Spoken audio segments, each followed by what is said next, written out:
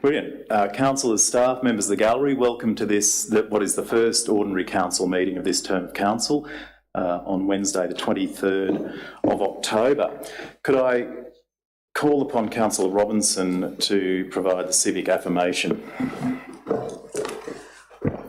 We, the councillors of the Armidale region, declare that we will undertake the duties of the office of councillor in the best interests of our community and faithfully and impartially carry out the functions, powers, authorities and discretions invested in us to the best of our skill and judgment. Thank you, Councillor Robinson. And Councillor McMichael, if you could provide the acknowledgement of country. We acknowledge the traditional custodians of this land and pay our respects to elders past, present and emerging. The Armidale Regional community pays tribute to their love of land, love of people and love of culture. Thank you, Councillor McMichael, and I'll call upon the General Manager to make a statement regarding live streaming. Thank you, Mr Mayor. The meeting is being audio and video recorded and the recordings of the non-confidential parts of the meeting will be made available on the internet. No other persons are permitted to record the meeting unless specifically authorised by council to do so. And can we ask that all mobile phones and laptops be set to silent? Thank you, Mr Mayor. Thanks, Mr General Manager. Councillors, delighted to see all of you here, so I don't have any apologies or leaves of absence to note, so that's great.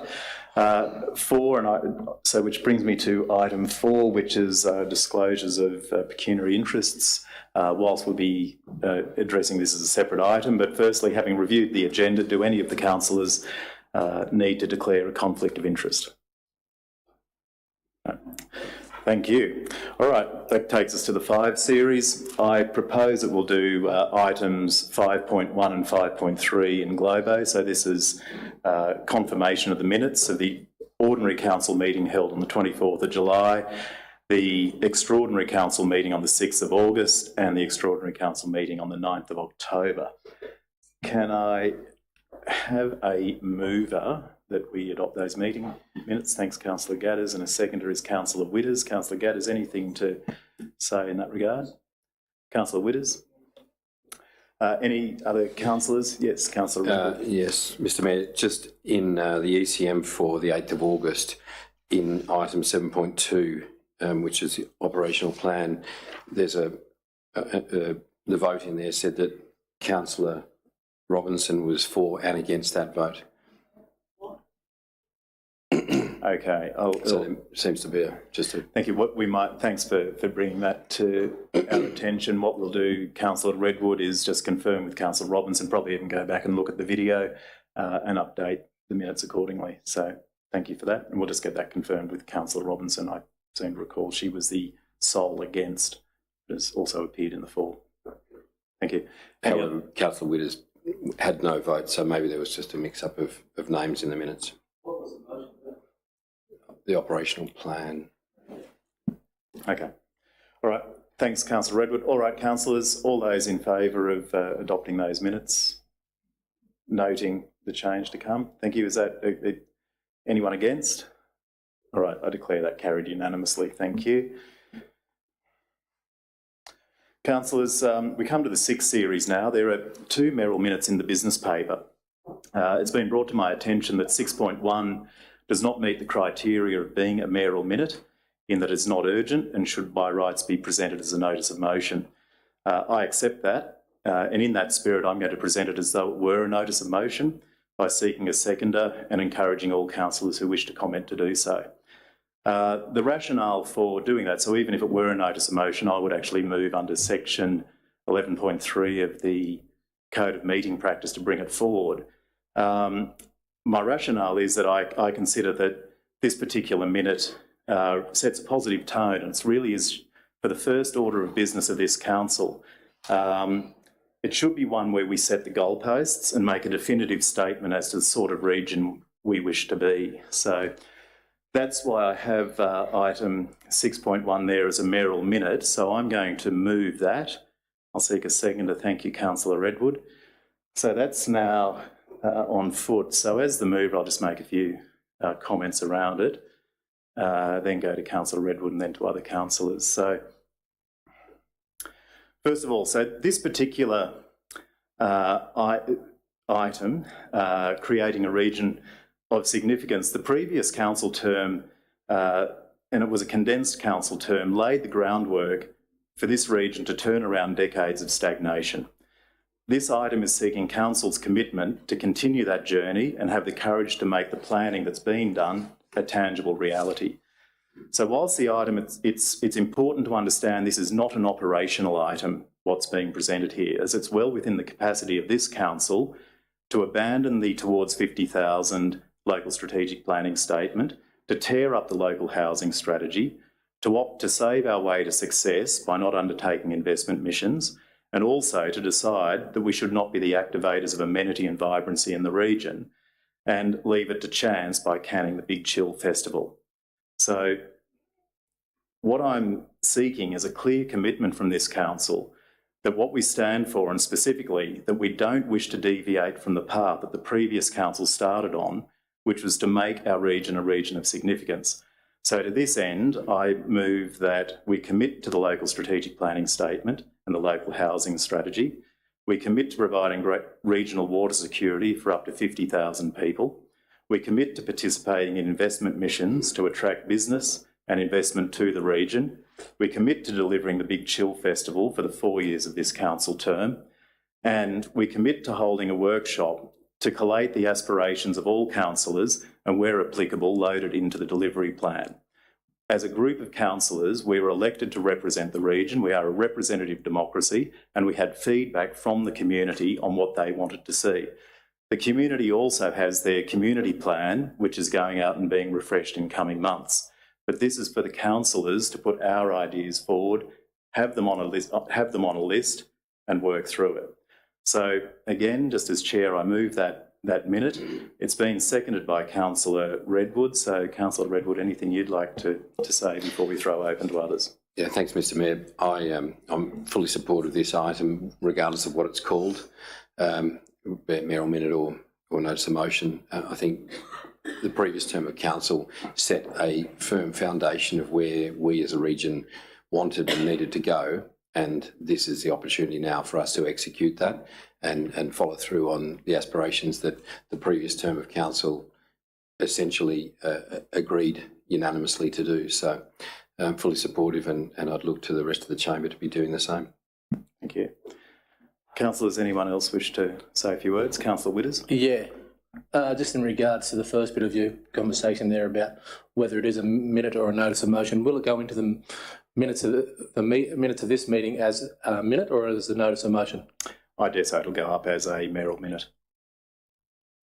Then I have an issue with that. Councillor. I have an issue with that again because although the intent of this is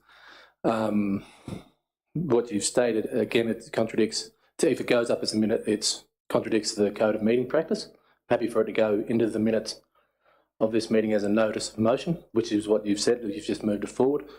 So if it goes into the minutes of this meeting, at the next meeting, I'll mention that the minutes aren't true and accurate. Because you have moved it as forward from the notice of motion things and done it as a notice of motion. Just before you go on, Councillor Witters, I didn't say it was a notice of motion. I said I'll be presenting it as though it were. It's come up as a mayoral minute, but I'm going to treat it as though it were a notice of motion by the way that we act, by getting a seconder and having people discuss. That's fine. That's fine. So, but let's be really clear as well about the bigger picture. Yeah, big picture's good, but it's like saying if you're caught speeding, my intent was to get there quicker, even though you're breaking the rules. So we need to be sensible in whether this goes in as a notice of motion or as a minute, because if it goes in as a mayoral minute, even though you've got a seconder, it's still against the code of meeting practice. So I'm happy to move along, but if it comes up in the next meeting, in the minutes as a mayoral minute, then I'll make an issue for them. So back to the point of what this is about. Notice Councillor Redwood mentioned that the previous council has already committed to this, these things, and you can see later on in these agenda papers, there's some good stuff that's come out of what the previous council has committed to. Your comments about this council can tear all these things up and say, no, we don't want to do them, although technically correct, would be unwise of this council to undo all the good work of the previous council and previous councils. It's like saying, well, this council can knock down Malpas Dam because we can, you know, like we can make a decision and knock it down. But you're burdened by the responsibilities of the decisions of the last council before you. So you're not going to tear what the good work that the previous council has done down. So I think we're recommitting to something that we're already doing. There's a few other things in there that I think warrant further discussion, and making us commit to something now without the ability to, say, change our mind based on the information that may come to hand later on, pigeonholes us into a certain direction. I think that this council, as is the case, as I mentioned earlier, is we're already committed to it based on the decisions of the previous council.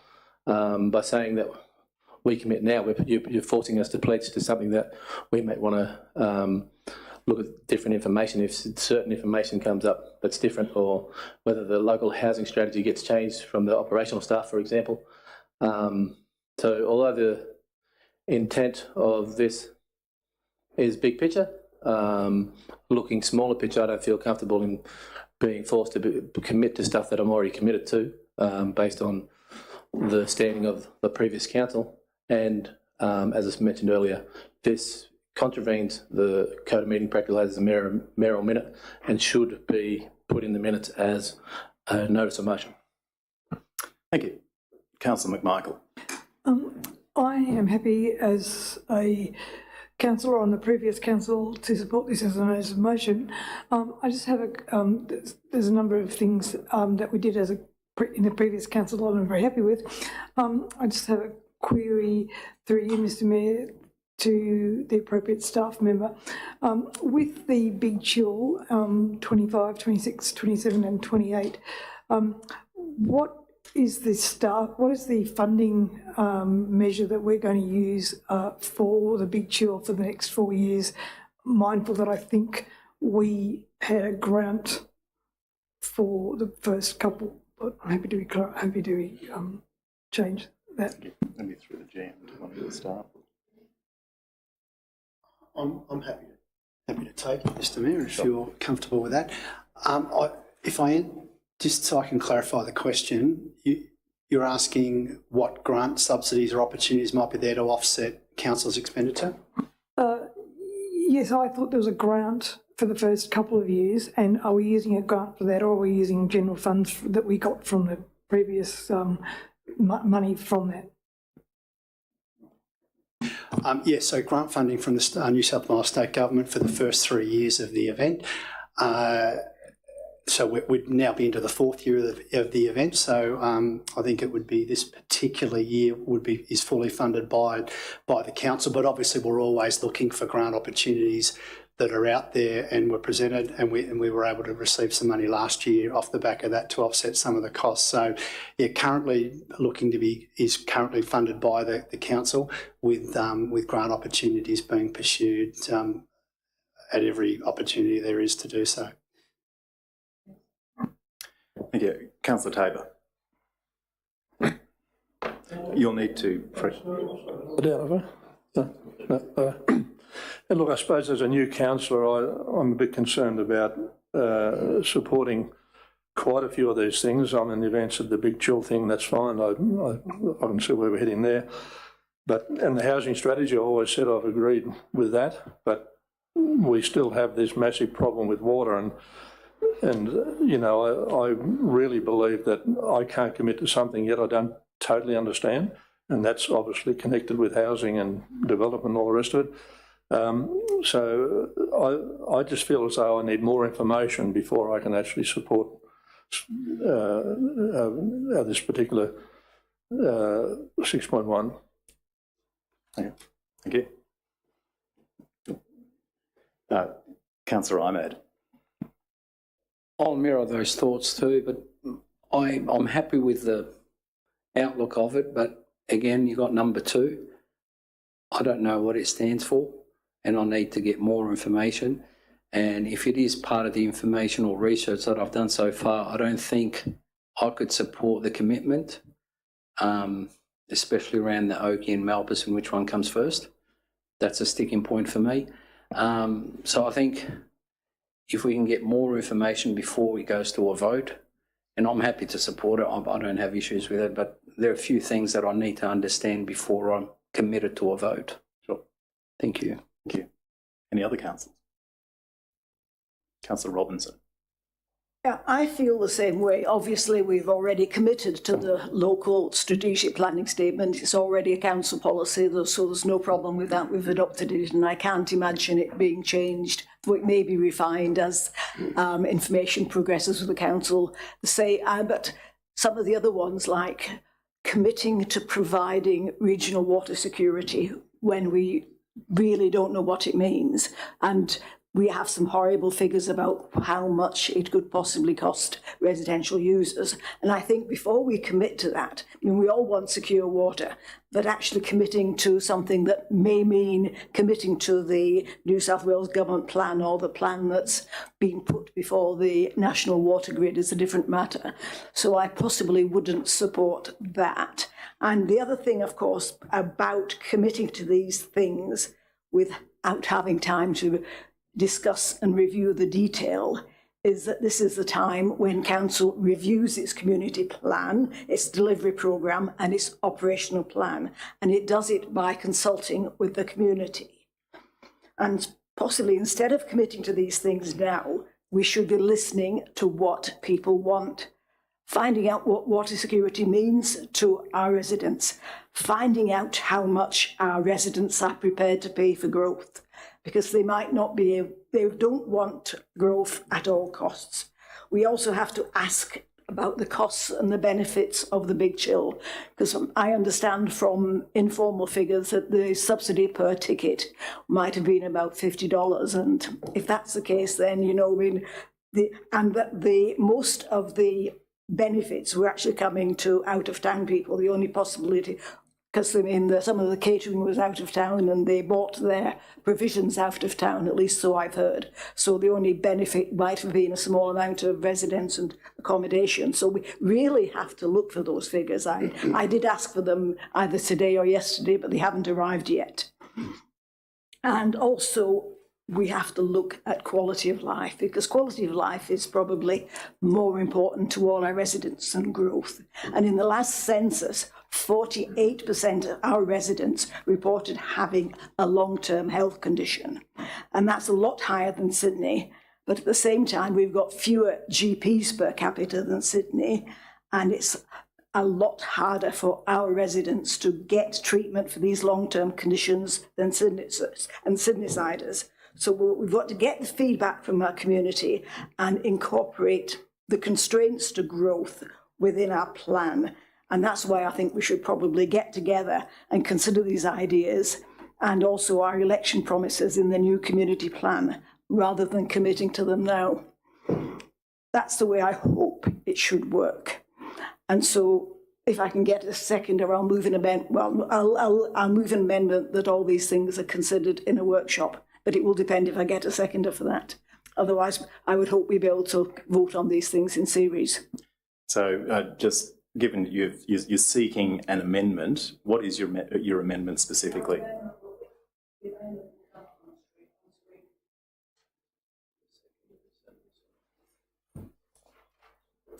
So is that amendment to replace the entire?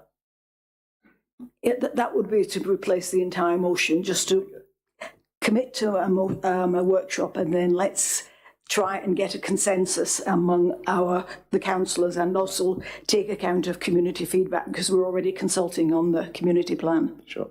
Does anyone second Councillor Witters does? All right. Do you wish to speak to your amendment? Well, simply, I think this is probably the most cohesive way to do it, rather than jumping the gun and making commitments before we understand all the ramifications. And I think several councillors already expressed these concerns. And so at least even if this amendment doesn't get up, it will at least show that there is serious concern about some of these things, and we need to discuss them properly. Okay. Councillor Witters, anything to say? Yeah, I want to come back to your point on the big picture, and I like big picture as a council group. This motion, although its intent is to show that we're thinking big picture sort of stuff, it's only really coming from one councillor. I'd like to see big picture stuff from the council as a group, so to show that we're all heading in the same direction. And part A, especially of this amendment, gives us that opportunity to say, okay, Councillor Copeland, these are the things you want to see as big picture. Councillor Andres, these are the things that you want as big picture. So instead of just big picture things like this coming from one person, I think gives us a chance as a council group to get our thoughts together, go, all right, 1, 2, 3 likes this, let's chuck it in. 4 of us like this, let's chuck it in, and makes it a more of a cohesive and solid, I suppose, motion when it comes back, when we come back to it, that it's come from the group, not just an individual, because we're all burdened by the choices in here, and we should make the choices on this as our plans for big picture thinking as a group. So I'm fully supportive of councillors getting together and everyone throwing their ideas together on what they want to see as big pictures, and then coming back and putting a motion similar to this one up with everyone's ideas in it. Thank you. All right, let's put that to the vote. All those in favour of the amendment?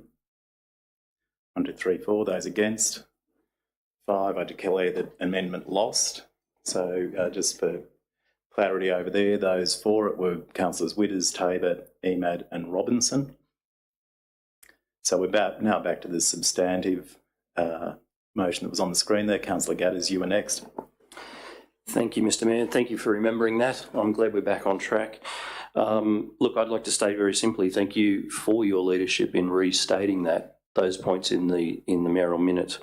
There was a commitment to many of those large activities in the last term, which has put this region back on track, and reconfirming our commitment for that at the start of this term is the only way forward. So I appreciate and fully support your leadership in that. I don't believe it's a view of an individual. I believe it's a view, as we've already committed, especially if you look at the LSPS and the LHS, those were confirmed votes and motions that were adopted in the previous term, and the staff have done a whole lot of work on it. In terms of something like the water security, I go back to the words of looking at point 2, we're providing a commitment to water security. This particular wording up here is not stating the how. We know the how is coming. We know there are workshops coming. We know there is a lot of work to be done to bring water security to the table. The words up there are suggesting a visionary commitment to moving forward. Let's stop for a minute and think of the opposite of that. The opposite of that is a do-nothing strategy. We do not want that. We do not want any further delay. So this is a commitment at a visionary level to move things forward, and I fully support that. Thank you. Thank you, Councillor Gadders. Any other councillors? All right, Councillor. Can I suggest a procedural motion that we vote on these in seriatim, in series, 1 to 5? I'll need a seconder for that. You'll need a seconder for voting in seriatim.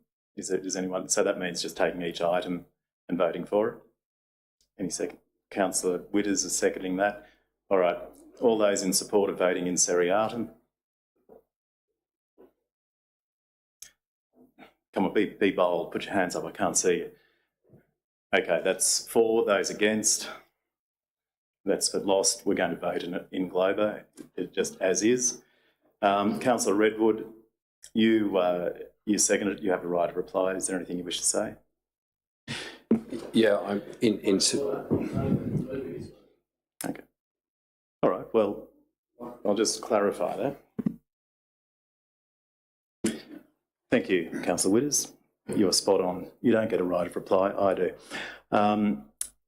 Councillor Gadders, thank you for summing up so well there. The key to all of this is it's a statement about a direction. It's not a statement about the actual process and all the detail.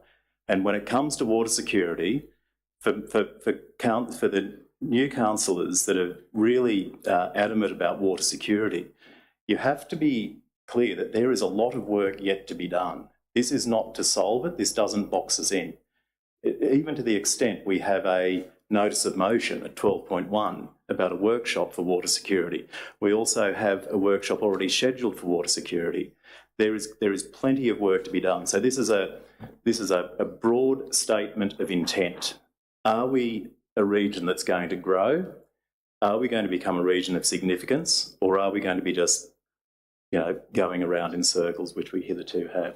All right, councillors, I think that's it. Let's put this to the vote. All those in favour? Those against? Be bold. Oh, sorry, can we just do this again? All those in favour? That's 6, I declare, and those against, just for clarity. Thank you. Against are Witters, Tabor and Robinson. Thank you. I declare the motion carried 6-3. Councillors, that brings us to item 6.2, which is a mayoral minute regarding the recruitment process and selection committee for the position of the General Manager. The General Manager's resignation last week gave rise to this minute. The process for recruiting a General Manager is well documented by or certainly recommendations on how to do it are well documented by the Office of Local Government. And the recommendation on the screen about the next steps are consistent with that OLG best practice. I won't go into all of the detail because I'm making what I'm sure is an accurate assumption that all of the councillors have read this in detail. They've looked at point 1, which is the purpose, which sets out that process fairly clearly. As the chair, I move this minute. I will seek a seconder because it is a very important item. So thanks, Councillor Redwood can second it. I think this minute speaks for itself. So the steps are up there. It's important to understand really what we're going out to quickly is to seek a recruitment agency to assist in the search. Once a recruitment agency, that expression of interest process has gone through, there'll be some candidates, some recruiters that we can then put forward, and it will be voted on by council in November. Also in that November meeting, we will determine the selection committee for the General Manager. Part of that selection committee, they will work with the recruiter about what the process looks like. They'll be seeking input from all of the councillors. They will be seeking input from the staff. They will be seeking input from members of the community. So it's going to be quite a broad process. Let's not box ourselves in by trying to monkey with what is considered best practice by the Office of Local Government. So that's what I wanted to say about it. Councillor Redwood, you were the seconder. Anything to say? Yeah, no, I support following a well-trodden process. This is not unusual in the process of finding a new General Manager for a council. So I recommend that we just follow the process. Thank you.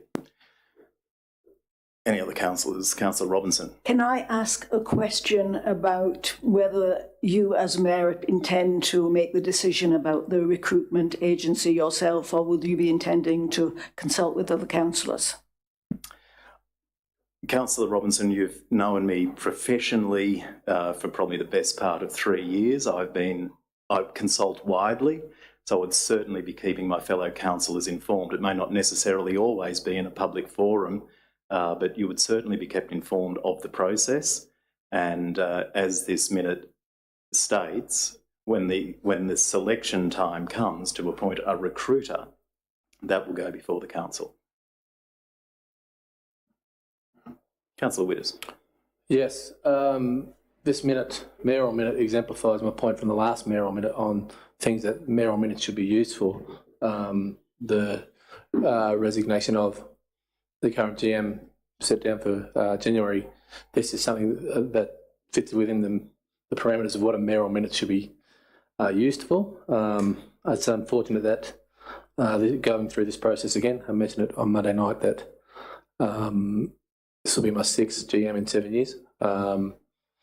So hopefully with the recruitment, as was the case last time, that the recruitment process finds someone that can really lead us in a good direction and continuing on where we have been over the last 3 to 4 years.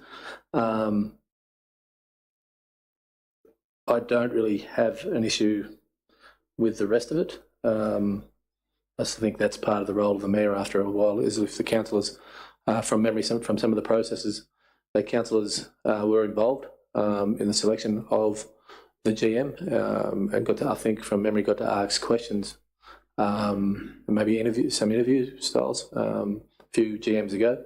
And then the last one is just like, yep, you're basically the person who offers the new GM the contract. So it's good to see that the Code of Meeting Practice is being put to good use in this mayoral minute.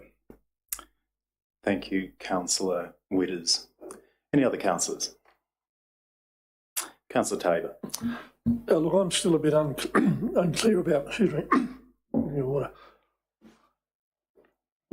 I'm still a little bit unclear about where the councils actually fit into this process of selecting the new GM. At what point do we get involved? I mean, it's not clear to me. At what stage do we end up doing that? Thank you. Once the recruiter has been appointed, the committee will work with the recruiter to finalise what the process looks like.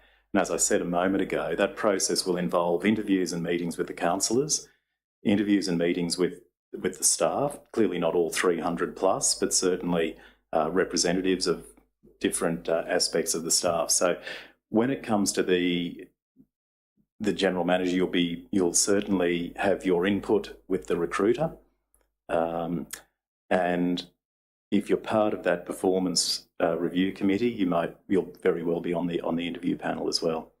But an offer won't be made until all councillors have given the thumbs up. The councillors will also set the parameters with which the mayor is able to negotiate, such as what are the salary bands, etc. Does that help you, Councillor Tabor? Yes, I suppose so. Okay. But I'm still not quite convinced that we'll have enough involvement to make an informed decision. But anyway, we'll see. Thank you.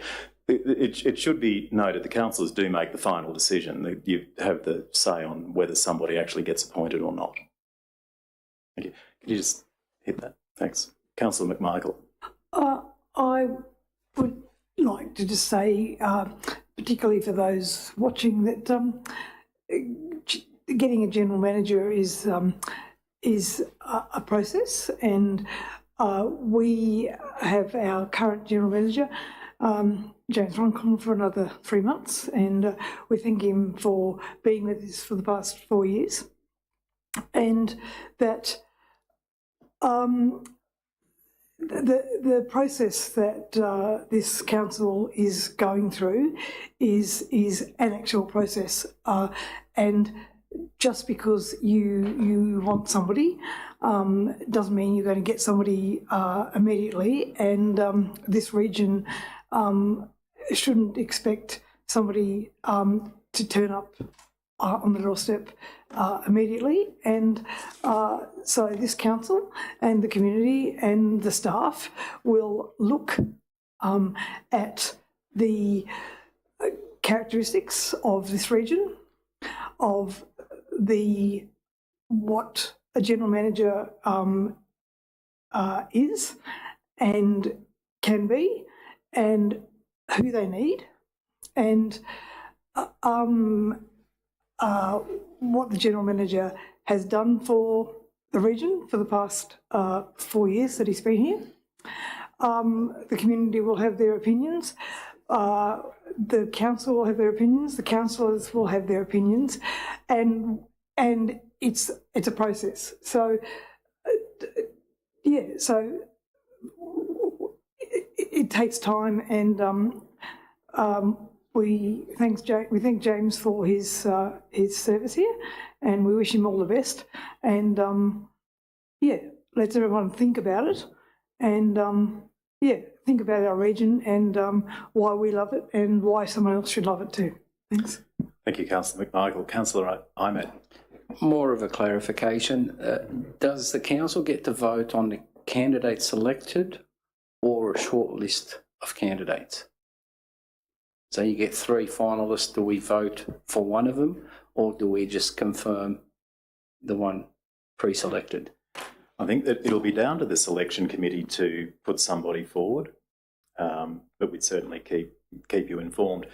That process will be finalised with the recruiter. It's also, I suspect that we probably won't be able to appoint a general manager. I'd be surprised if it happens before 30th of June. There is a lot of golf in this, Councillor Imo, but I might just throw to the GM who's been recruited, maybe just to give us some insight on the process he went through. Yeah, excuse me. Thank you, Mr. Mayor. There's all manner of ways that this can run. So once you sit down with the recruiter and you get you set out the terms that you want to run it by. A lot of councils do what the Mayor just mentioned, have a selection panel. They do all the sort of heavy lifting and the legwork after the council have been very clear more broadly about what it is they're looking for. They'll run the process and maybe come back with 2 or 3 candidates to a full council meeting for the council to have an interview process with and then ultimately make a decision. You might say, no, you're happy for the committee to whittle it down to 1 with a meeting with the council and then a vote, and you might say, look, we want to be in it, knees deep, right from the very beginning, the entire group. So ultimately it'll be up to you as a group about what you want, but traditionally what happens is there is that small panel that's put together of 4 or 5 councillors. They run that process on behalf of the council, very clear, of course, about what the requirements and the expectations of the elected body are, and then the final arbiter in all of that is the council who make the decision to appoint.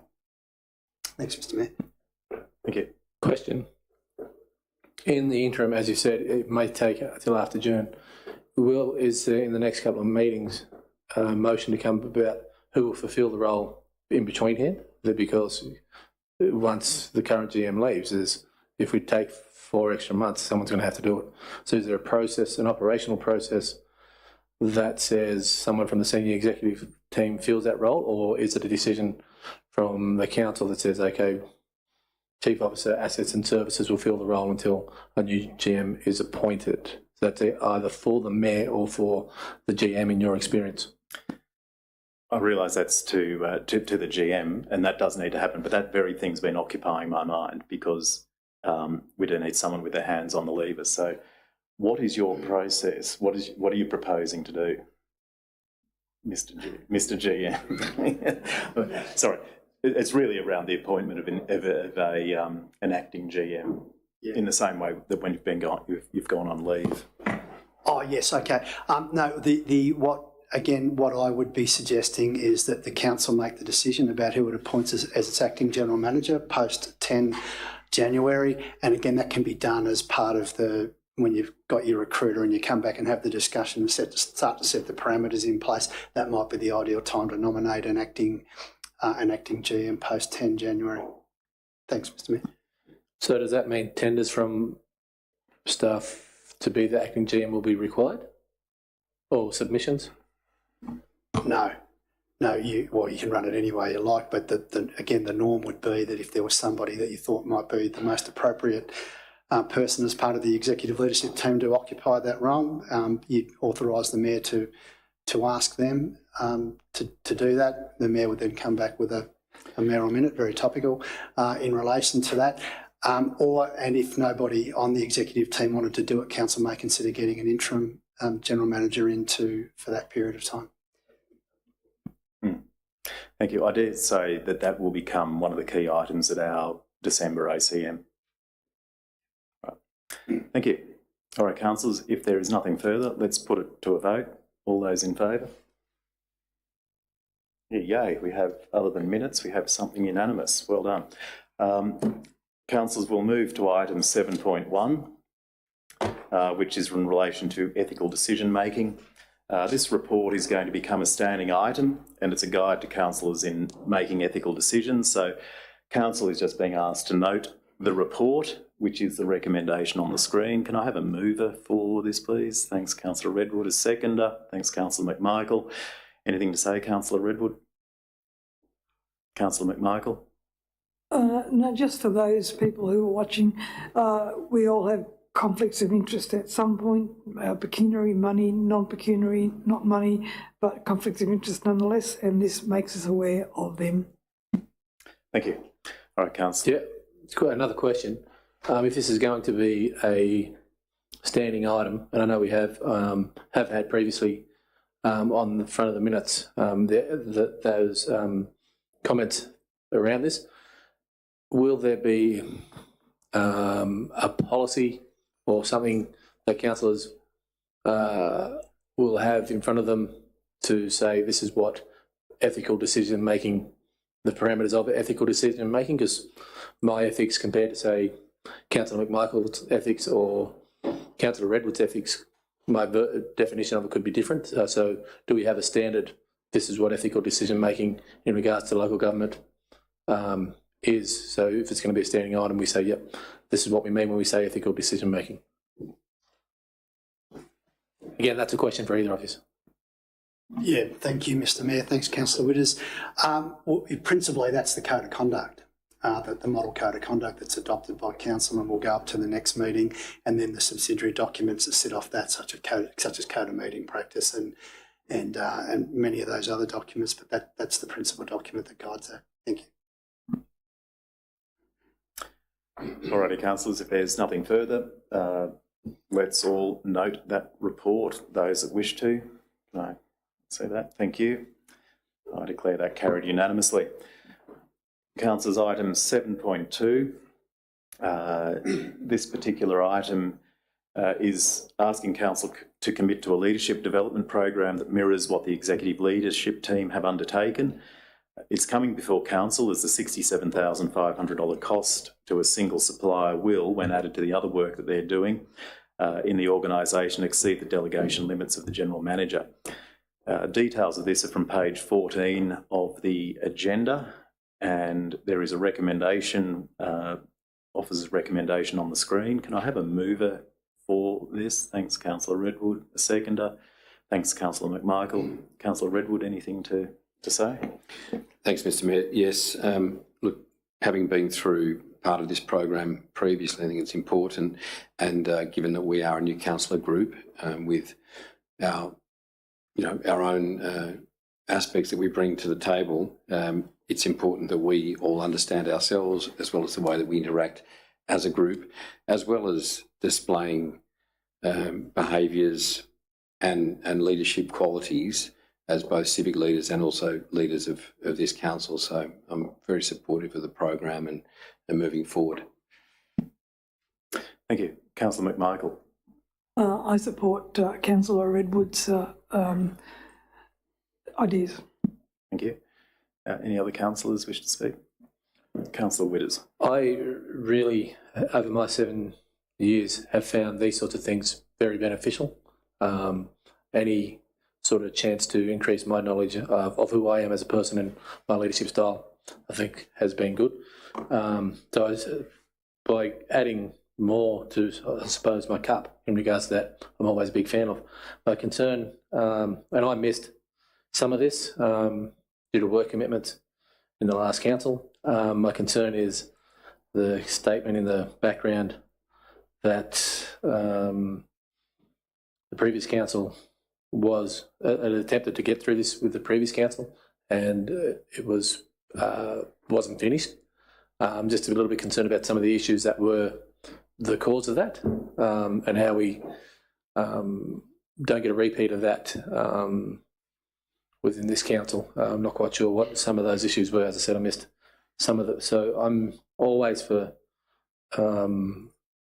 increasing my skills as a leader and learning stuff about myself and how to work well with others. But if it's the same thing that the last council went through, will we get are we looking at a repeat because it's the same thing and the same issues come up, or how do we get away from the same issues coming up so that all of us can get the best out of what this is trying to achieve.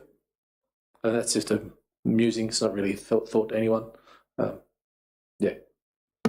Thank you. Councillor Ahmed. I'm just wondering, with the amount quoted there, would that be committed fully? And if there was people withdrawn or the course not completed, is it prorated? Do we get anything back, or do you have to pay that up front? Thank you. That's a question I'll throw to the General Manager.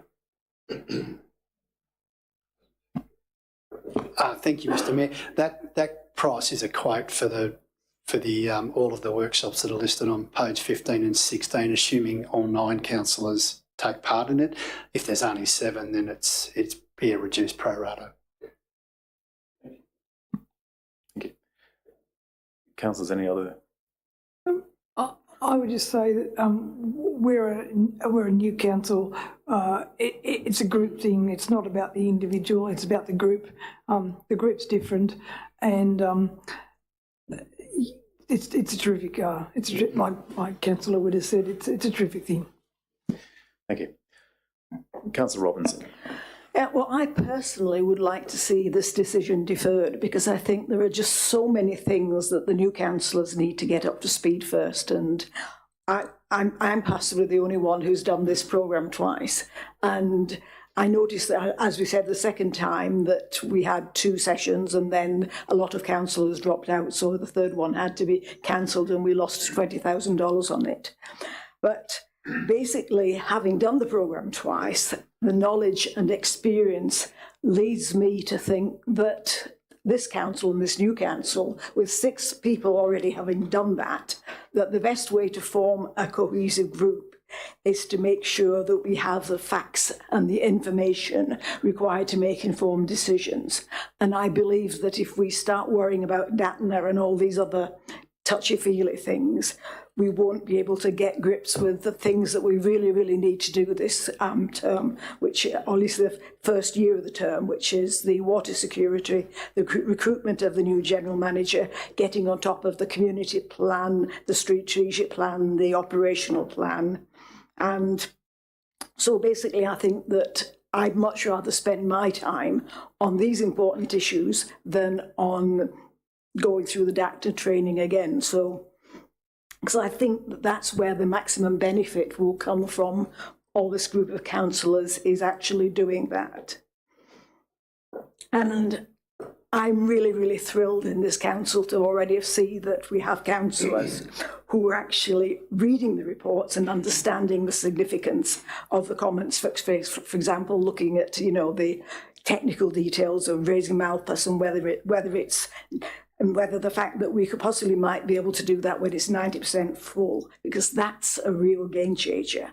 And the culture change that we need now is to get on top of the facts, not really to be touchy-feely and all the things that we'd learned at DATNA. Yes, they're all very well, but I now feel that the biggest lack of the previous council was understanding the facts and getting on top of being able to read the reports and understand the data. And if we can do that first, then doing DATNA later would actually be something that would be a lot more benefit. We'll have a cohesive group then. Whereas if now some of us say we don't have time to do it and we've got other things and priorities, then the programme will fail. We've got to have everybody on board, and I don't think everybody is on board with doing this now or even doing it in January or February. So deferring that decision, and I'll just suggest that that's advice to the general manager or the mayor, that we actually don't rush into this, would be probably the best way of creating a functional council and the best possible working conditions and the best possible group ethos for this council. And then, if as happened last time, we find that most of the councils actually decide not to do it, or the third session, then we won't have to pay any cancellation fees either. Thank you. Thank you, Councillor Robinson. Councillor Andrews. Me being a new councillor, totally new and totally a plain slate, I think it would be so beneficial for the new councillors. Yes, I do agree with you, Dorothy. I think, we have to get up to speed with everything else, but to learn about each other, to me, is really important. that, I mean, I know some people here, but it'd be fantastic to all be on the same page, and let's get going and start being on the same page. Thank you. Thank you. Thank you, Councillor Enders. Councillor Gadders. Thank you, Mr. Mayor. Guys, every team, no matter what organisation you are in the world, goes through a process when there's a new team that comes together, and it's put very simply as storming, norming and forming. You've got to do the work as a team to be able to understand how as a team you can then go ahead and tackle the big items, the big issues, the big discussion points. Going through a process like this takes away the content that we need to think about. It allows us to understand how the team can come together and actually make sensible decisions once the content is then thrown into us. So I definitely don't see this as touchy-feely. I see this very much as the foundation of a new team. Once we learn to work together, once we learn how to synthesise information together, we can then make some very fact-based decisions. So it's best that we do get onto this now. We do need to, I agree with you, Councillor Robinson, we do need to continue to dig deeper and grab the details. But let's not muddy the water of actually bringing the team together to make some sensible decisions. Let's get onto this now. Thank you. Councillor Redwood, you were the mover, so it'd be a right of reply. Before I go to that, are there any other councillors that wish to say something before I go to the right of reply, and then we put it to a vote? Okay. Councillor Redwood. Thanks, Mr. Mayor. I'm interested in your opinion, Councillor Robinson. You know, you're suggesting that we defer a decision of how we behave respectfully and how we work together. I'm quite interested in that. The previous failure of the program was not a failure of the program at all. It was a failure of a couple of the individuals who were involved in it, and we as a group of leaders decided to abandon it because of the failure of a couple of people. Which was the right decision at the time. So I think your reference to the program being touchy-feely is derogatory, and I think it really undermines the importance of the program. So I think you should refrain from that, and I think you should think carefully about the way you think about it. And I encourage all of us to support this, and I also encourage everyone to participate in it properly, as it's intended. Thank you. All right, councillors. Having had that, let's put this to the vote. All those in favour, please raise your hands. 1, 2, 3, 4. Those against, which is Councillor Robinson, was against. Councillor Redwood, just please, that's unbecoming. All right. Councillors, item 7.3 is the New England Weeds Authority, a report. This particular report updates councillors on the current situation at the New England Weeds Authority. For those in the public, the details are from page 19 of the agenda. There was a closed, the actual report itself is in the closed section of our papers. But in short, what's going to happen is that each council will assume standalone responsibilities for biosecurity services.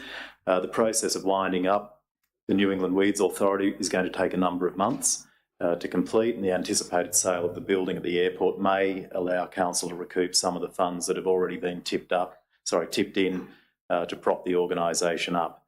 There is a recommendation there on the screen, which is really about going through the process to maintain biosecurity services whilst putting the New England Weeds Authority to bed properly. Could I have a mover, please? Thanks, Councillor Robinson, and a seconder. Thanks, Councillor McMichael. Councillor Robinson. Yeah, unfortunately, my iPad is playing out, so I can't see my notes on this. But basically, I just can't get it. It just doesn't disappear, so I can't see anything. It keeps on doing things. Anyway. But basically, one of the things that was really interesting about the John Rader's report.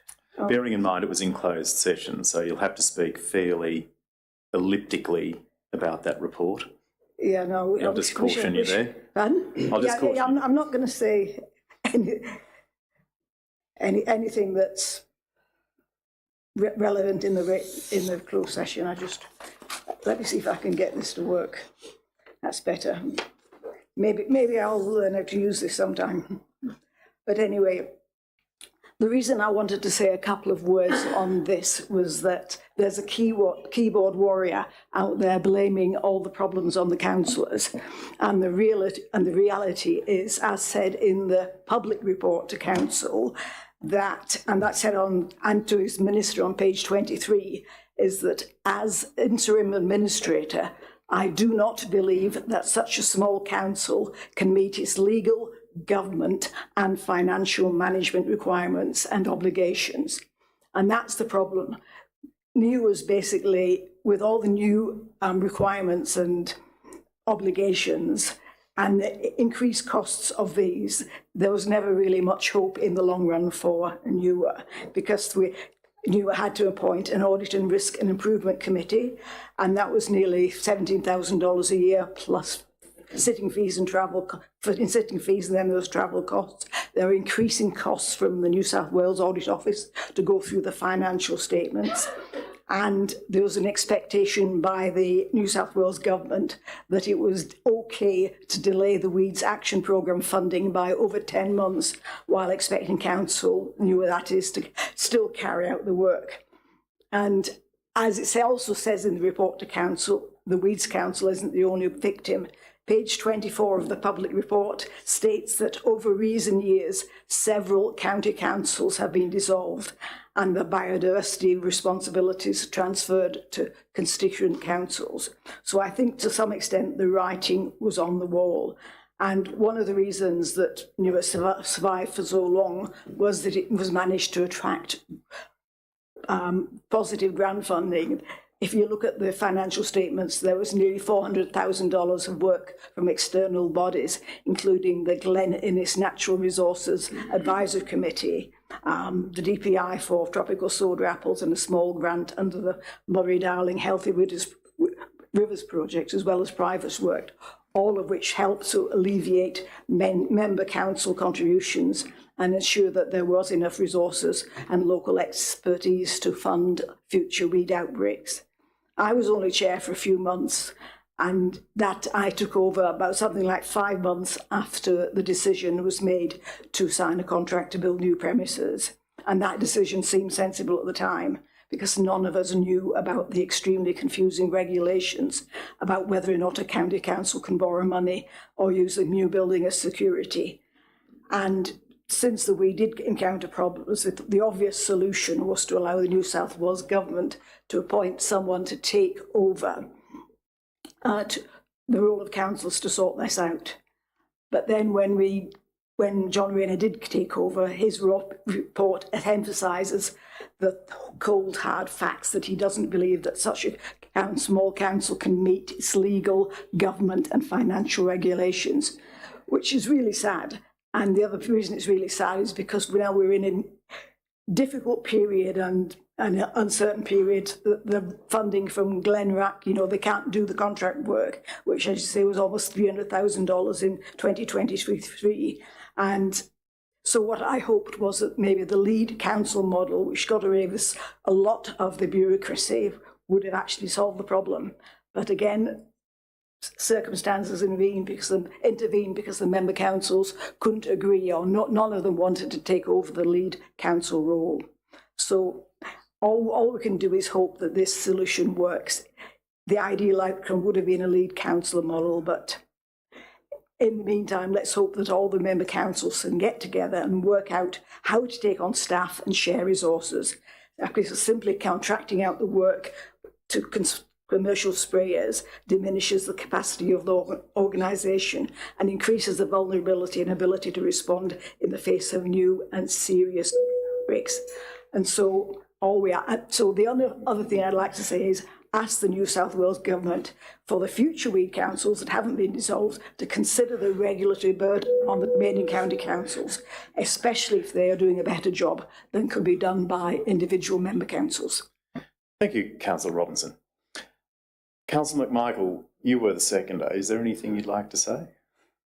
Oh, just sorry that the NIWA couldn't keep together.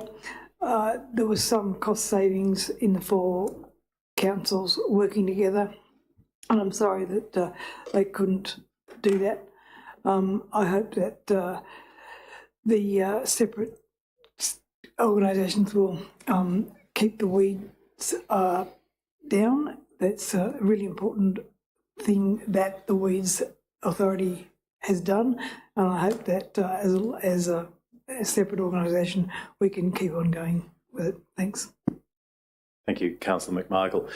Got a couple of questions, Councillor- probably for the GM. Just in regards to your comment about what's in the closed agenda, the closed attachments. Apologise that I didn't ask this at the GM's briefing. What was the reasoning about having this recommendation in the open council, but the stuff in the closed attachments, just in regards to being able to speak freely about the issue, makes it very difficult when you've got some information that has to stay within the closed attachment. So can you just clarify the reasoning on why that was done? Yeah, sure. Thanks, Mr. Mayor.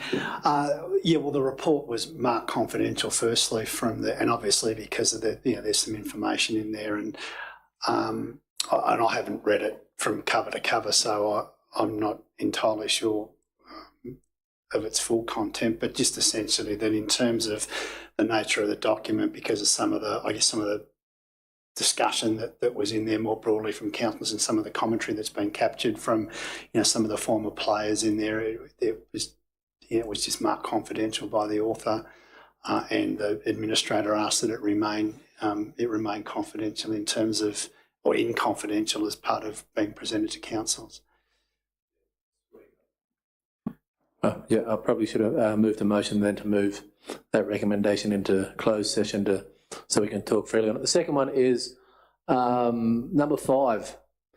Is it just NIWA under a different shirt and not burdened by the fact of being NIWA? MOUs with other councils doing what NIWA would do normally, but and working together within the same region. Is it just what NIWA was doing, but then you're not burdened by all the stuff that comes with being an organisation like NIWA? So if you get an MOU with Uralla and Walker and all that sort of stuff to do the same thing NIWA was doing, is it the same sort of thing as what NIWA would do if it was an organisation, but you're not burdened by being the organisation of NIWA?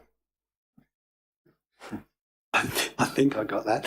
I guess by another name. Yeah, and what the calibre of staff and I think some of the skills that might be required may be hard for individual councils to attract. So just what the MOU option gives you is that option to share staff, for instance, or share that resource, as opposed to not having one at all. So Uralla might have a lot of luck in picking up a project officer, for instance, and we may not. So if that's a resource that we can lean on over time through an MOU and we make some payments to offset their costs, that might be just one of those options, yes. If I can interrupt there, MOUs and NIWA are different legal terms. It's like a difference between a board and a management committee, so they have different legal terms. Thank you, Councillor McMichael. I suspect that was for those interested watchers. All righty. Councillors, any other questions, queries, comments? All right, let's put this to the vote. All those in favour? Thank you. I declare that carried unanimously.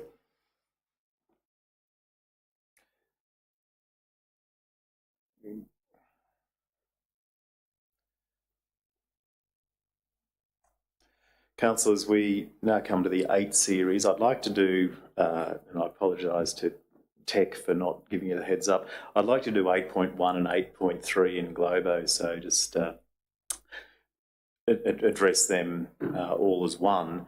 So 8.1 to 8.3 are the cash and investment reports for July, August and September 2024, and it shows at the end of September Council held $139 million in investments and $7.3 million in cash. As at December, actually in that 3-month period, July, August and September, we earned around $1 million in interest during that period. So that was a great outcome. The details of all of this are from page 26 of the agenda. There is a recommendation on the screen that the Council note these 3 reports. Can I have a mover, please? It's Councillor Redwood. Thanks. And seconded by Councillor Gadders.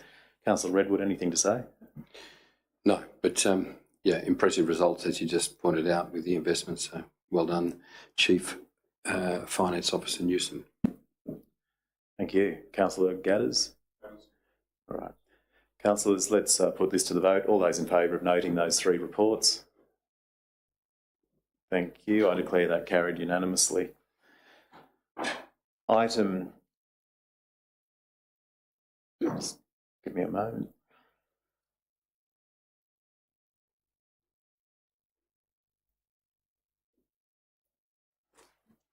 Okay. Item 8.4 is the ARC renewable energy tender.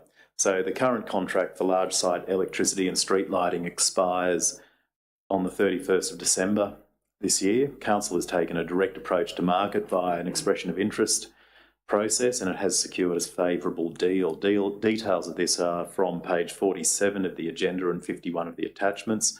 There is a recommendation on the screen. Can I have a mover, please? Thanks, Councillor Robinson, and a seconder can be Councillor Widders. Thank you. Councillor Robinson, do you wish to speak? I just want to congratulate the staff on such an excellent outcome, but I would also hope that we have 3 different options, and or at least 2 of them that we're seriously considering. And I'm not sure which of those 2 options in the end will actually be the one that's chosen. And it would be really, really good to have some consultation with the councillors before that happens. But for just the public record, this is a substantial reduction on what we're paying for our electricity already, and there's the potential to have 100% renewable energy as well. So absolutely brilliant. Thank you for doing that. Thank you, Councillor Robinson and Councillor Widders. Through all the trials and tribulations that I've walked through on my time as council, one consistent thing has been council's commitment to renewable energy and climate change, and taking it serious with some of the policies that either have come up through the operational side or some of the proposals from the governance side. It's always been a consistent thing in there, and this again highlights council's commitment. I think we're Armidale Regional Council really leads from the front in regards to this. This decision warms the cockles of my shells, if that makes sense. Having seen the report and listening to the stuff on Monday night, and the secondary stuff that comes out of what's going on here later on in the meeting, I think will really elicit excitement from the community. So I think this is one of the first, or a continuation of steps in regards to some of the policies we've already put in, like the Net Zero 30, and I can't for the life of me remember the other one, Renewable Energy Action Plan or something like that. It's a good guess. That we've already enacted. So again, it comes back to my point earlier on that we are destined and, for lack of better words, burdened by decisions made by previous councils, and this is a good example of a good decision made from previous councils and this council moving forward with it. So well done to the staff, well done to previous councils in pushing forward to this. Everyone should hold their head high, and the community really needs to take note on what this council is doing in regards to this space and really give them kudos for it. Thank you, Councillor Widders. Anyone else wish to speak to this? Councillor Robinson, you look excited. Yeah, I just wanted to add an addenda that one of the possibilities to be discussed is a community energy plan. And if that happened, it would be even more brilliant. So I'm making use of my right of reply to say that. Brilliant. Okay, councillors, all those in favour? Thank you. I declare that one carried unanimously. All right, councillors, we're now at item 10.1, and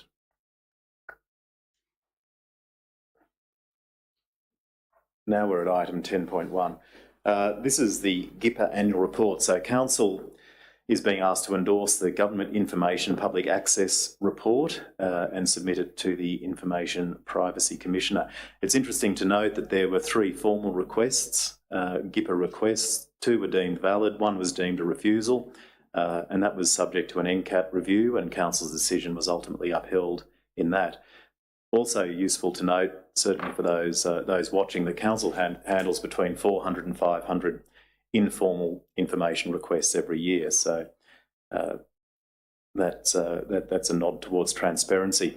Details of all of this are from page 53 of the agenda and 52 of the attachments. There is a recommendation on the screen. Can I have a mover? Something, please.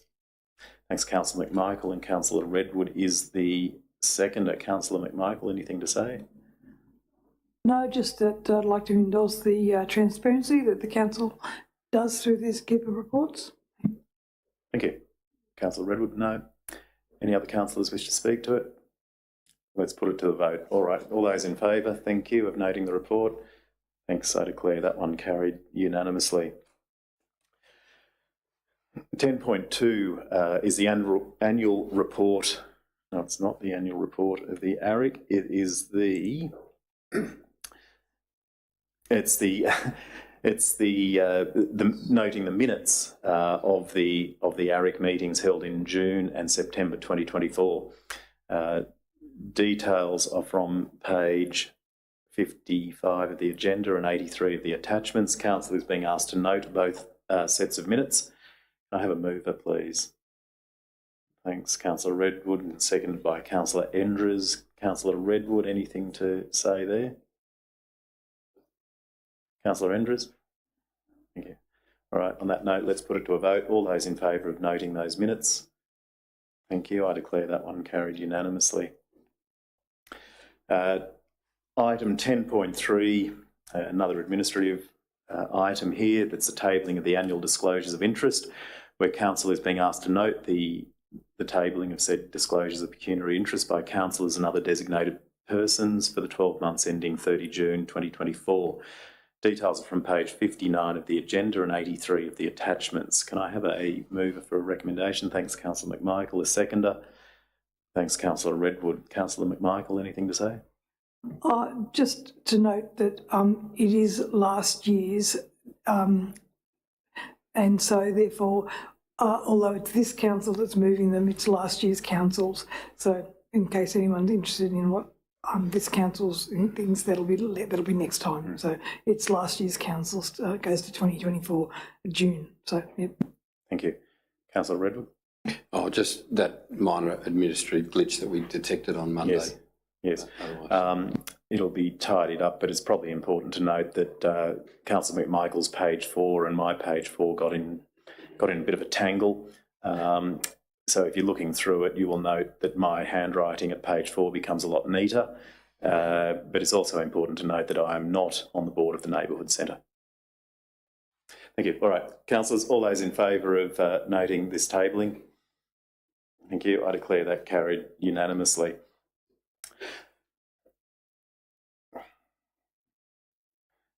Councillors, item 11.1. This needs a little bit of breathing space. This is a good news story. This is around the Curtis Park Playground extension. So following some fantastic community feedback, particularly from a number of school kids who took the time to write, and I note one of our chief officers went up there and unleashed his inner school kid as well. The recommendation here is that Council accept the amendments to the concept plans for Curtis Park that were on public exhibition, but more so that Council endorses a contribution of $600,000 from the Asset Renewal Reserve to make all of the expansions happen at once. So it's really important to emphasise that this is a sign of a council that's finally matured, where we have these reserves that can augment grant funding to deliver a superior outcome for the region, as opposed to being a council that just accepts scraps that are delivered from the government. So details around this are page 6 to 61 of the agenda and 356 of the attachments. There is a recommendation on the screen that we do a number of things, but Councillor Redwood's moving that. Can I have a seconder? Councillor Enders, Councillor Redwood, anything to say? Yeah, look, fabulous. We put this forward in the last term for the exhibition, and the fact that, as you said, we've matured to the point where we've got some money in reserve to be able to top up and make this place a really good place for our kids. And the fact that we not only reached out to the community, but we reached out to communities that were of the age to actually use the park or the playground is excellent. So, and I guess, you know, tying in a good news story, the previous item which we talked about saving money, or one of the previous items, saving money on our electricity bill, the quantum's roughly the same. So the money you save in electricity you can spend on a new park, and I think that's a great outcome. Thanks. Thank you. Councillor Enders.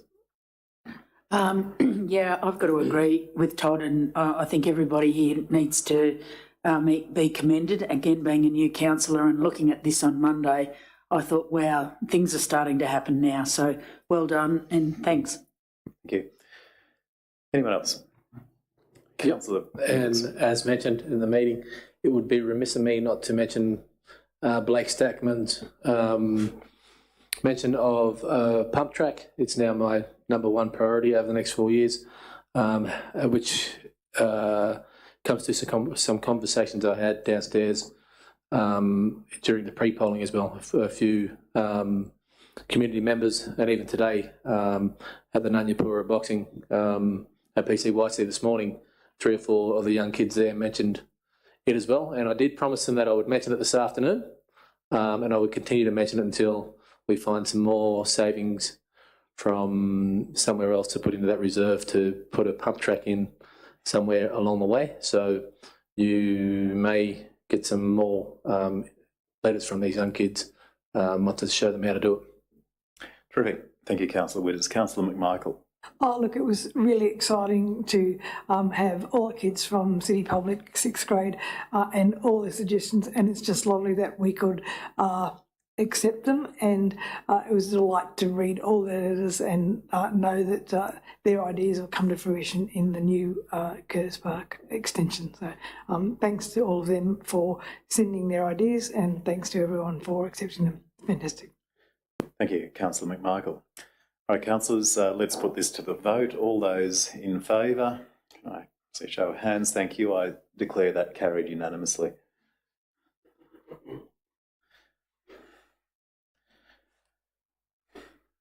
Item 11.2 is in relation to the Kempsey to Armidale road restoration project, where council is being asked to authorise the general manager to manage within the budget contracts of 3 professional service providers to aid with the with that particular project. Details are from page 68 of the agenda. There is a recommendation on the screen. Can I have a mover, please? Thanks, Councillor Gatters, and seconded by Councillor Redwood. Councillor Gatters, anything you'd wish to say? Thank you, Mr Mayor.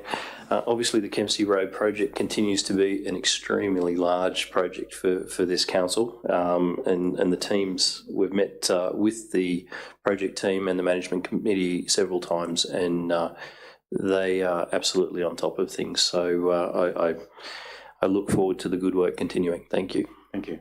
Councillor Redwood. Yeah, likewise, hats off to the team that are delivering this under Chief Officer Manners. It is an extraordinary project. We heard this week that it's the largest project undertaken by a local government in New South Wales of this sort of nature. So well done, keep going, and support this. Terrific. Thank you. All right, if there's nothing further, let's put this to the vote. All those in favour of the recommendation? Thank you. Hang on. I think it might be prudent, just reading through it, just on why this has come up, just to have a bit of a chat. It's good work from the council, but there's this motion, just reading through it, there's a specific issue that I think the community would be good to sort of know that. Maybe I'm the wrong one. Don't worry about it. Never mind. Just about the delegation for the GM to be able to do a bit more of reading. Is it, sorry, just Just for clarity, Councillor Witters, there is another item where that comes up with plant hire at This is 11.6. it's in 11.2 as well, I think, but no, don't worry about it. Okay, thank Couldn't you. be bothered. As we were. All right, those in favour? I declare that one carried unanimously. Whilst we're on Kempsey Road, item 11.3 is the Kempsey Road status report. So this is a regular report providing updates on that restoration project. Council is being asked to note the information in the report. Councillors, you'll note that this really augments the session we had on Monday this week with a greater breakdown about what this particular project is. So details around this item are on page 72 of the agenda. There is a recommendation on the screen. Can I have a mover, please? Thanks, Councillor Redwood, and a seconder. Thanks, Councillor Robinson. Councillor Redwood, anything to say? No, thank you. Okay, thank you. Councillor Robinson? All right. Last chance. Let's put this to a vote. All those in favour? Thank you. I declare that carried unanimously. Item 11.4 is the annual supply contract for road resurfacing. So this report seeks a resolution from Council to accept 9 suppliers to the procurement panel for road resurfacing works for a 2-year period. Details are from page 80 of the agenda and 439 of the attachments. There is a recommendation on the screen that actually notes those 9 suppliers as well, but can I have a mover, please? Thanks, Councillor Gadders. A seconder. Thanks, Councillor McMichael. Councillor Gadders, anything to say? Councillor McMichael? All right, as the mover and the seconder haven't spoken, let's put that to the vote. All in favour? Thank you. I declare that carried unanimously. In a similar vein, 11.5, this is an annual supply contract. So this report seeks a resolution for Council to accept 9 suppliers to the procurement panel for traffic control services. Again, that's just for a 12-month period as opposed to the 2 in the previous item. Details are from page 86 of the agenda and 439 of the attachments. There is a recommendation on the screen. Can I have a mover, please? Thanks, Councillor Enders. A seconder. Thanks, Councillor Redwood. Councillor Enders, anything to say? No, thank you. Councillor Redwood? No. Okay, councillors, all those in favour of accepting this? Thanks.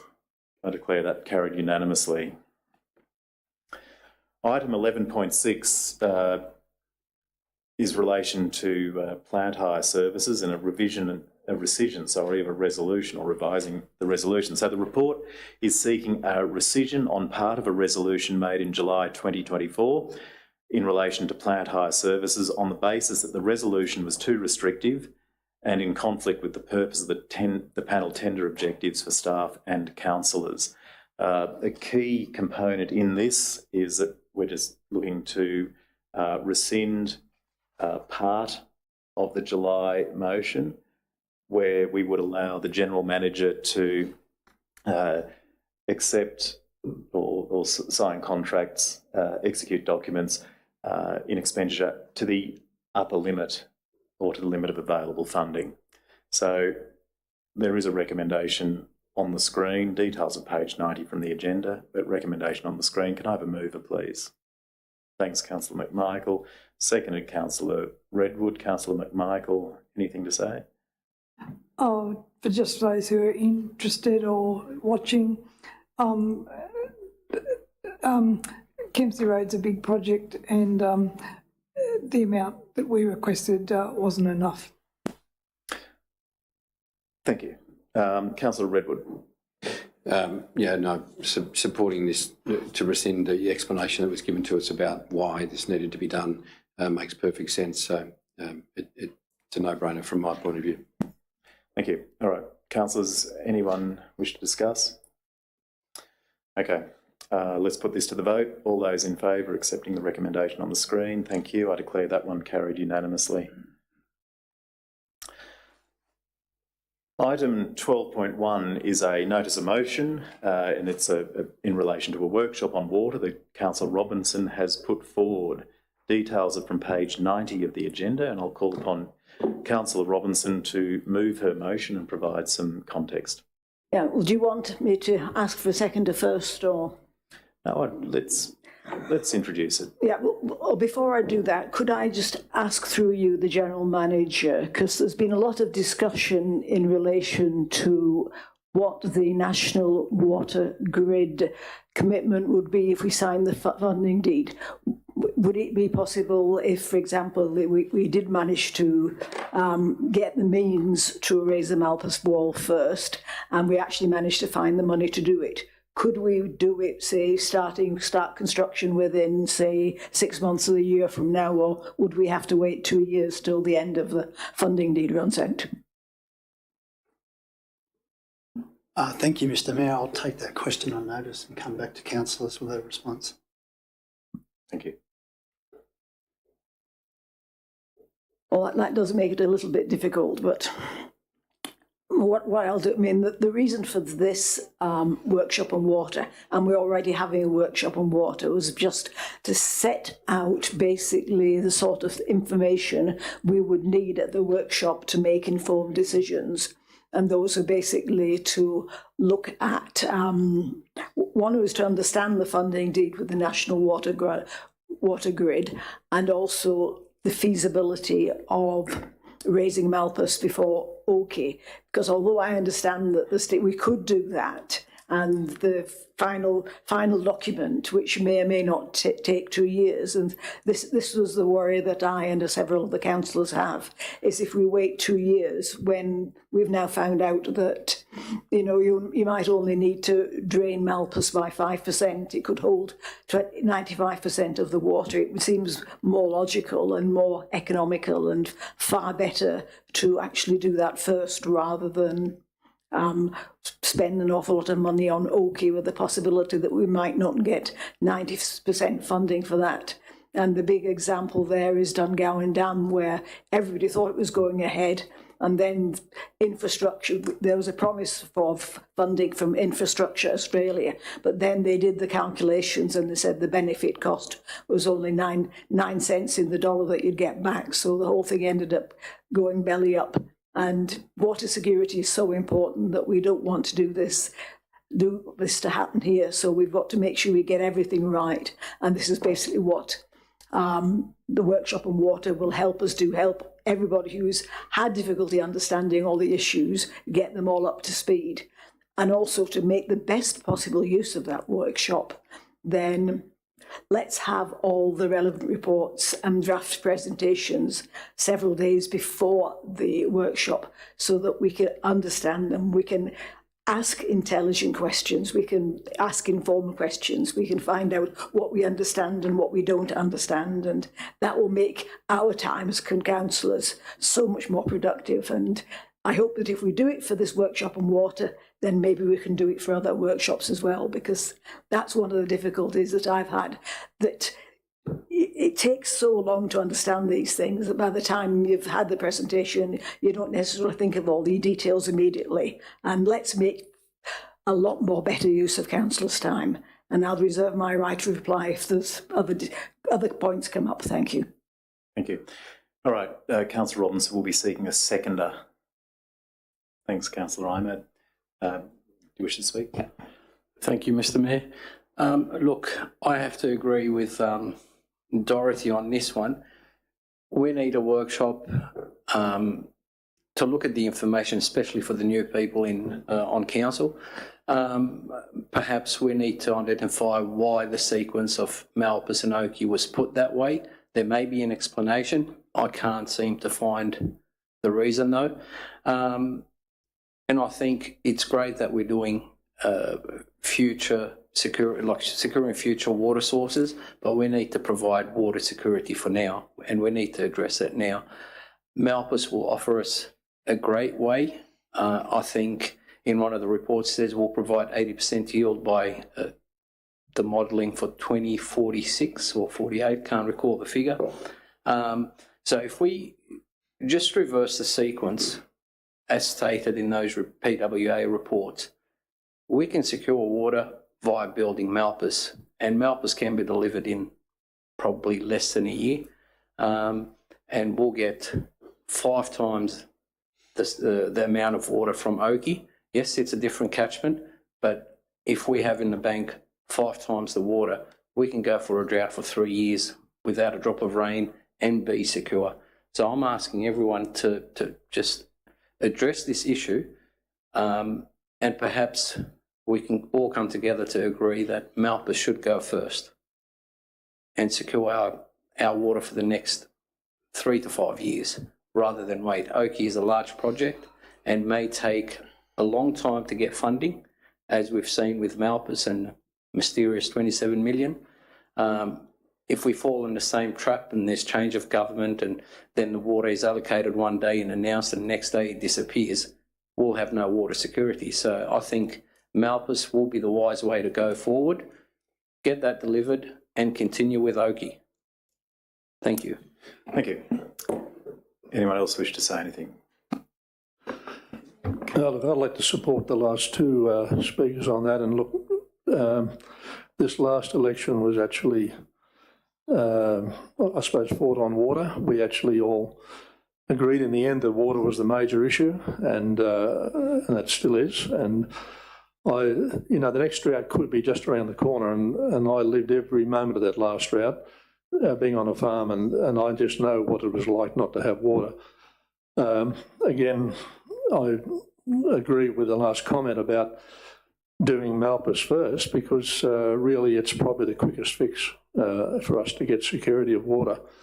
It appears to me, the bit I've seen about Oakey is it's a very, very long-term project and could be very difficult to undertake.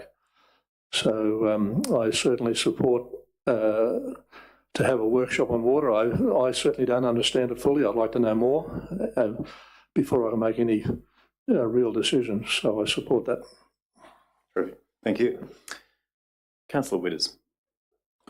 Thoughts in regards to a workshop? I'm happy to support a workshop if there's new information coming, and by new information is one thing that was mentioned here earlier is the transparency from council. Council puts out stuff that isn't in closed agendas, but everything that comes before the council is put on the website. You can read all the papers, you can watch the meetings, you can do all that sort of stuff, all the way back to, I think, back to 2017 we started recording the council meetings. And if looking for information, you can go back and take your time and look at those meetings, read through the papers, do all those sorts of things. As a councillor, through the drought, as someone who led the charge in regards to that, getting our water consumption down from 470 per person per day down to about 70 odd. It was a really tough time, but we got through it, and the community showed a lot of leadership there. One thing that's getting raised is some promises that were made. One thing you'll know, especially new councillors, you'll soon find out that politics has a couple of things in it. A lot of backdoors and a lot of shiny things promised. Sometimes people in political positions will make a lot of promises knowing that they can't deliver, but as long as it looks like they're doing something, and that's all that matters. It's all about the perception, not about the doing. And the issue around whether Malpas and raising it quickly, or whether it survives the year, the next drought, and whether we can get it up, the raising of it at 70% full or 60% full or 50% full, and what was it, $27 million guaranteed or just promised. There's a lot of backdoors involved in that, and you need to maybe look a little bit deeper in your investigations on, and have a look at the politics of it and the optics of it. And back to my point is, I'm happy to support a workshop if those who want a workshop have got something different that we've already seen from the council, the staff, and other areas in regards to water security. I don't want to sit in a workshop that we're just going to get the same information that we've already got. And for some of you, it'll be the first time, but a lot of it's accessed out there. So if, and maybe the mover of this motion can, in her right of reply, give me some confidence that there will be some legitimate alternate information that can be assessed in regards to and compared to the information that we already have. on what's the best option for secure water, cheap water, whether those who took advantage of their perceived status within the community and used water during the drought when they shouldn't have, because there was some big water users who told a few porcupines that they were using bore water and stuff like that, and they weren't. They were using dam water. So the rest of us suffered while they done that. So and I think they should be held accountable. So whether it's a price charge different for them or whatever. So if the mover of the motion can give some clarity on whether a workshop will provide new information for old and new councillors in regards to best option for water security, then that may sway the way I'm thinking. Thank you, Councillor Witters. No, Councillor Robinson will pick that up in her right of reply. Oh, you want to do it that way? Okay. Yes, thank Sure. you. She's Thank you. going to make note of a whole bunch of Thanks for the direction. Good. So I'll jump in and then you've got your right of reply to answer that question, I believe, is what I just heard. Good. Thank you. Look, I support a workshop on this topic. In fact, I believe we already had a workshop in train before this motion was put anyway. So this is probably just solidifying or doubling down on that particular process. So I look forward to a workshop and I support it. Before that time and you know, some wise words in there, Councillor Witters, about a lot of information has been presented on this topic and is available out there, and hopefully there's more to come. I'd hope that prior to the workshop, we don't work on speculation and snippets of small information and potential facts that are either in or out of context. I would really like us to get to that workshop, see the full picture, all of us, and then we can actually make some decisions forward. The decisions have not been made yet, and that's why we are intended to have that workshop in the first place. But I think going out there and camping on speculation and snippets of information out of context doesn't do anybody any good. I'm really, as I said, looking forward to those workshops. Thank you. Thank you. Councillor Imad, you have your light on, but you've already spoken, so you can ask a Got question. a question. Yes. I think it's directed to the General Manager. Isn't Council the body that is authorised to make those decisions and set policy? Yes. So we are. So we can, in fact, go back and set the sequence rather than take advice that this is the way we should do it. Yeah. It's yes, Councillor Ahmed. It is open to council. I mean, again, probably just picking up on a couple of threads of conversations there, in particular what Councillor Gaddis has said. So essentially over since 2021, there's been 4 resolutions from council, a number of reports that have been given to council around sequencing of water security more broadly and sequencing of those solutions. And most of those, and all supported by council over this time to this point, are talking about doing OKI in the first instance, or adopting OKI in the first instance, closely followed by MALPUS.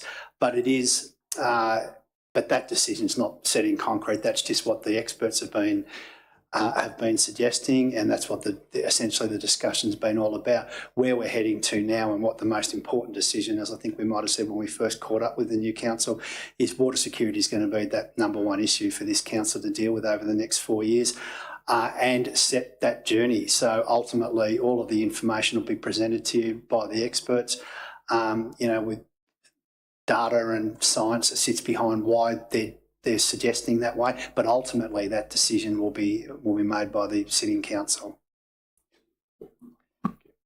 Councillor Redwood.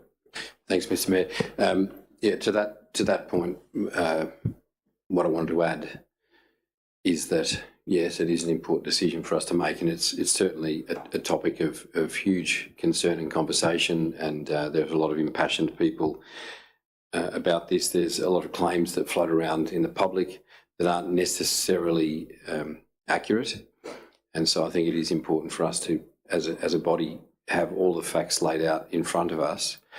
I think it is also important that, as part of that fact-finding process, that we do listen to experts and as far as I know, none of us that sit around this table are experts in water. So I think it's just very critical that we take, well, other than drinking it, that we take those facts into account when we make our decisions, regardless of some of the promises that we might have made people or some of the pressures that we have placed upon us from the community. Thanks, Councillor Redwood, and great use of sound effects there in conjunction with Councillor Ahmed. That was really added punch. All right, councillors, if there's no further comments, I'll throw to Councillor Robinson for a right of reply. Yeah, well, the main important thing that none of us have actually ever seen yet was the willingness to pay consultation that was promised for September 2022. And when we first had a motion on water and this all first came up, that was one of the key factors and the key pieces of information that we all wanted, and it's just never happened. Because like Dungowan Dam, we all have to sort of decide how much. If we don't get 90% funding, water rates will go up tremendously. And the feedback I've had for everybody is, okay, it's the people who use the least water will have to pay the most for that. And I feel somehow that could be wrong, and we've got to look at the willingness to pay and look at the economics of this. And that is one of the things, the key things that I would like to see at the workshop is how we're going to do the willingness to pay consultation and how we're going to get realistic estimates of our water needs based on current water use and current water charges. And maybe also look what happens if we can't get 90% funding and we have to increase the water charges. How will that affect our consumption patterns? Those are the two mysterious things that we've never been able to consider. And those are the two key factors that everybody wants to know. And the other thing that I hope will come out of this workshop is that all the reports, and they've been coming in recently, but they weren't given to councillors, is basically have been made confidential. Now, there's been a very comprehensive report on the feasibility of the concept design for raising the Malpas wall.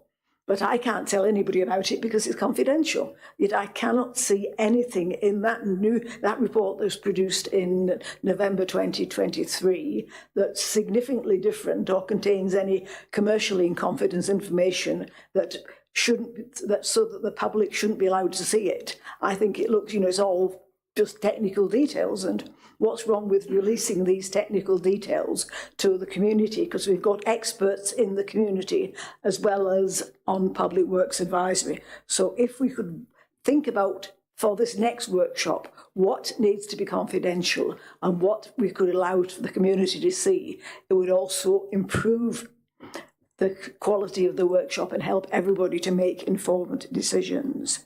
And also at the same time, it might help speed up looking for funding for this, because ideally, assuming we do want to raise Malpas first, we do want to sort of try and resurrect that 27 billion that Adam Marshall said he found. And having everybody look at these documents would probably increase our chances of getting funding and be able to lobby for that. So those are the things that I would like to see in the workshop. Willingness to pay that's been delayed for over 2 years, possibility of letting the community see some of these documents that have currently been labelled confidential, and just looking at how we can get funding to get on with this and get it moving rather than wait until the next drought comes. Thank you. Thank you. Councillor Robinson, I just note those 3 items that you mentioned then are not specifically listed in your notice of motion.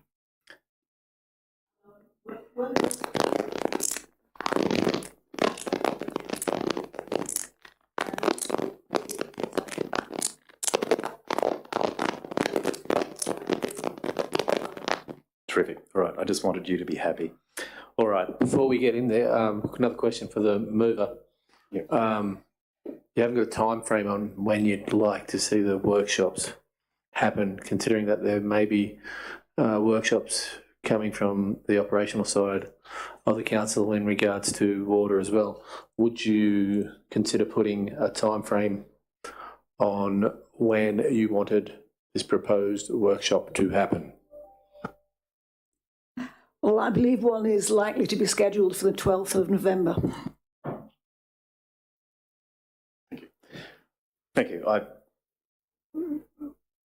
So Does that satisfy? the proposed 12th of November one, is that one that council is going to do? Is that the one that you want to have organised for this? Hopefully it can do both. Thank you. So just for clarity, the operational arm of council have set one down for the 12th of November, and I'm assuming that Councillor Robinson would like significant elements of her notice of motion included at that workshop. Probably also noting that there will be numerous workshops around water that the operational side will be scheduling, running, organising. So, Just to clarify, 12th is a planning workshop, 13th is integrated water. thank you very much. 13th of November. 13th. Apologies. So then before we vote, a question for the GM. In that 13th of November workshop, is it already planned to have these issues addressed within that, or these will be an add-on to that? If this motion is passed, will they be an add-on to that, or are these issues already down to be addressed? Thanks, Councillor Widders, through you, Mr Mayor. I think, can I answer that by saying that this puzzle isn't going to be solved in one meeting on the 13th of November. It's a significant issue that is going to take a long time, and as the Mayor alluded to, a number of sessions with council to get council well and truly ahead of it. If you look at the draft integrated water cycle management strategy, which you'll be introduced to as part of these meetings, I don't know the exact number, but it's got a significant number of moving parts. And let's say there's 7 or 8. What we would be seeing, and water security and Malpas and Oakey and how that is just one component of that. There'll be a significant number of components about for things like drinking water, health and drinking water standards and water sewer treatment plants and the replacement of those. It's a significant document that's got to be reviewed. Once it's adopted, got to be reviewed annually, but there'll be a significant amount of work that goes into that you won't be able to bite off. None of us will be able to bite off in just one meeting on the 13th. So there'll be a series of meetings leading between now and through to the next budget time, the adoption of the next budget. And again, just jumping the gun a little bit, but I would imagine that would be the time when, once an integrated water cycle management draft strategy is adopted and put out on public exhibition, commensurate to that would be the willingness to pay discussion and consultation with the community more broadly, because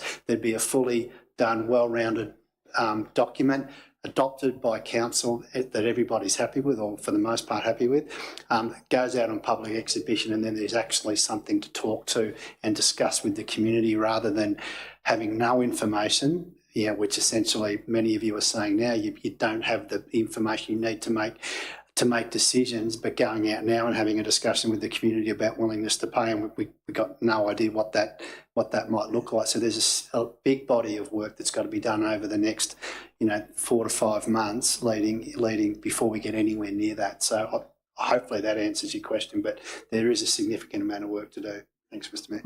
Thank you. Councillor I made a question.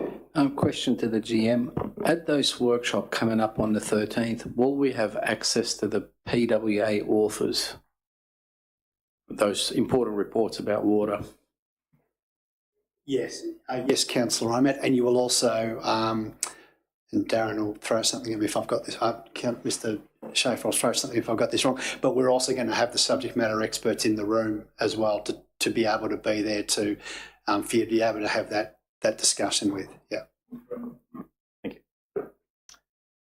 All right, councillors, let's put this to a vote. All those in favour of Councillor Robinson's notice of motion? Thank you. I declare that carried unanimously. This takes us to item 13, which, or the 13 series. I'd like to again do items 13.1, 13.2 and 13.3 in globo. These are the Traffic Advisory Committee minutes for August, September and October. And I do note that we didn't have a councillor representative necessarily in the October meeting and probably the September meeting, but we would have had a very enthusiastic council member at the August meeting. So there is the recommendations are that we as a council note these minutes. That's the recommendation. Can I have a mover, please? Thank you, Councillor McMichael, and a seconder can be Councillor Robinson. Councillor McMichael, anything to say about these minutes? We've had a number of signage changes, particularly for someone who had an issue with getting out of a house and having traffic. And there are a number of events coming up. We've got Christmas in Guyra on the 6th of December and Christmas in Armidale on the 29th of November. And it's a great time and we're all a busy place, and I look forward to everyone attending all those lovely events. Thank you very much, Councillor McMichael. Councillor Robinson, anything to say? All right. Okay, councillors, let's put it to a vote. All those in favour of noting those minutes? Thank you. I declare that carried unanimously. Councillors, that brings us to the end of the open session of meeting. So thank you. Can I please have a motion to move us into closed? Thanks, Councillor Gadders, seconded by Councillor Robinson. All those in favour of moving into closed session?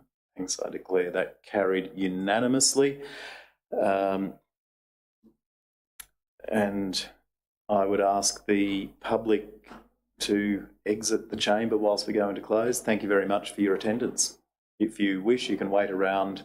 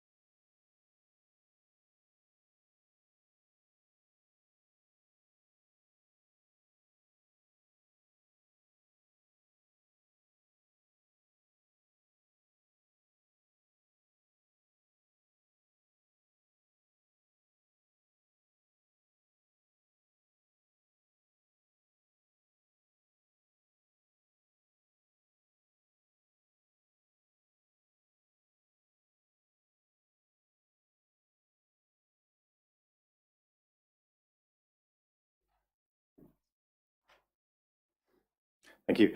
I welcome the councillors. Yes, let's see if there's any members of the public loitering.